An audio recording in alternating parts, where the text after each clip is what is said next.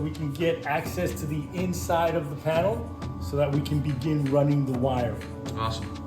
All right, so this is the inside of the panel. So what I'm gonna do here is I'm gonna make an opening here where I will be able to mount an outlet for the charger and then run my wires inside of this wall into the inside of the panel so that I can then connect to a new breaker that's going to be up here.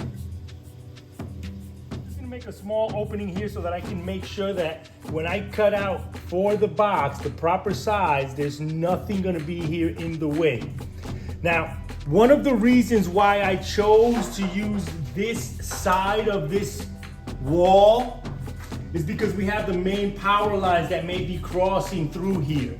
So they may be crossing through here and more than likely up through here to get back outside to the main distribution outside. You want to avoid clipping any of the wires. That's correct. And so this is one of the that's the main reason why I chose to be over on this far right side.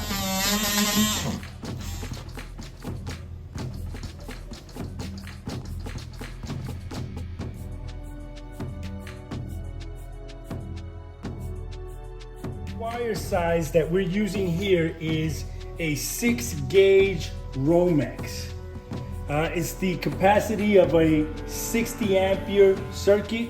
The Romex designates that it can be used on a 50 ampere. So the 4 wires we just talked about, so the 2 power wires would go on the breaker, the red and the black.